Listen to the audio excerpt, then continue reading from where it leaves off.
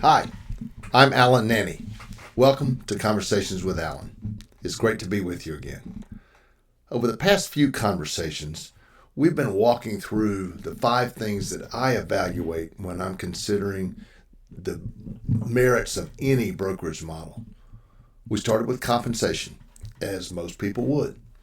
Then we moved to professional development. Today I want to talk about the third one, which is support and infrastructure. Now, I'll be honest with you, that might be the least exciting phrase in all of real estate. Support and infrastructure sounds like chapter 3 of some operations manual. Stay with me anyway, though, because I promise it matters more than it would sound like. And I learned that the hard way. For a long time, I believed that if I just worked hard enough, I could overcome any obstacle in my business. And you know what? To a degree, that's true. Hard work solves a lot of problems. It solved a lot of mine. But eventually, I ran into something hard work couldn't fix. There comes a point where your ambition becomes bigger than your environment. And when you hit that point, working harder doesn't get you unstuck. It just wears you out. I can remember a stretch, years ago now, where I was working as hard as I ever had and somehow falling further behind. Every deal felt heavier than it should have. And I kept thinking, what's wrong with me? Why is this so hard? It took me longer than I'd like to admit to realize the problem wasn't me. The systems around me weren't built to grow with me. The technology couldn't keep up. The support wasn't there. I was spending my days managing the business instead of building it.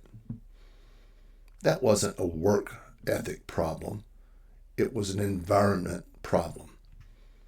And once I understood the difference, I never looked at a brokerage the same way again. Here's something I see a lot of experienced agents get wrong. Pardon me. They think support is about convenience and about making the day a little easier. I don't see it that way anymore. Support isn't about convenience. It's about capacity. The right environment doesn't just smooth out your day. It actually raises the ceiling on what you're able to accomplish. It hands you back the hours that you were losing so you can spend them on the work that only you can do. That's a very different way of thinking about it.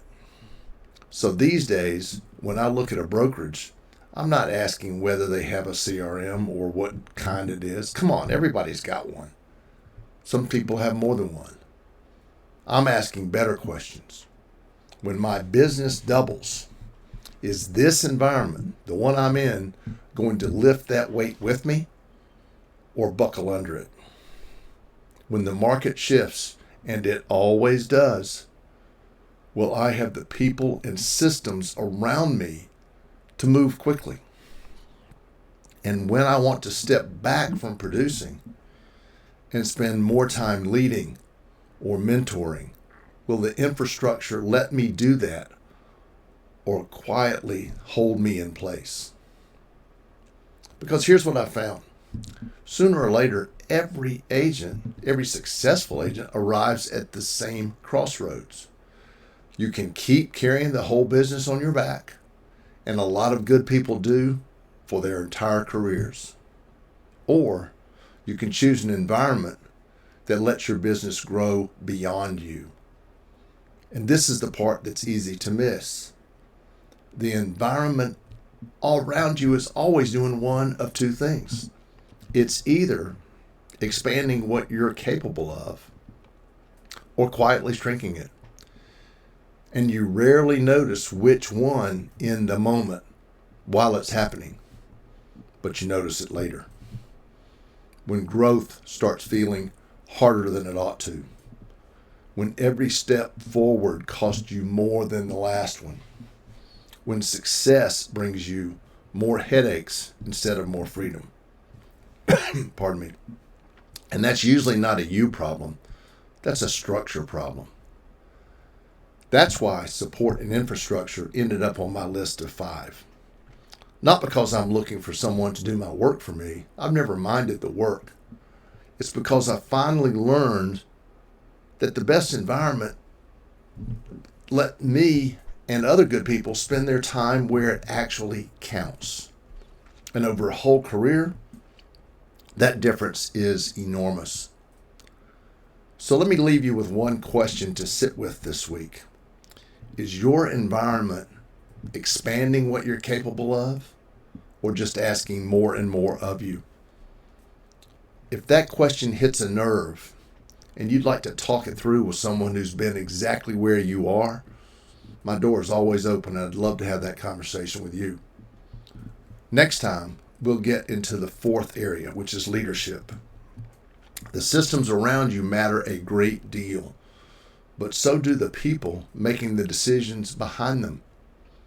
And that's a conversation I'm looking forward to. Build your career on purpose. I'm Allan. I'll see you in the next conversation.